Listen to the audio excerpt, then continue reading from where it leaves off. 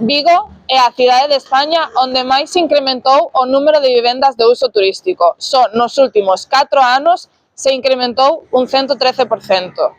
Este edificio que teño ás miñas costas é un claro exemplo desta proliferación de pisos de uso turístico, onde os veciños deste edificio foron desaloxados para convertilo nun edificio exclusivamente para o turismo. Vigo é a cidade máis cara de toda Galicia en temas de aluguer. Só nos últimos 4 anos aumentou un 15% este precio, estando a 10 euros o metro cadrado. Isto acaba repercutindo na incapacidade das propias familias e da xente xoven e poder alcanzar eses precios de aluguer e acaban sendo desplazados cara ás aforas. En Vigo isto xa está pasando, por exemplo, nos barrios de Casablanca, na zona centro ou no Casco Vello, onde estáse perdendo o 5% da población residente, afecta directamente ao comercio de barrio, que perden clientes e teñen que pechar ou reconvertirse en tendas de souvenirs. Dende a plataforma contra a masificación turística Vigo o Morrazo,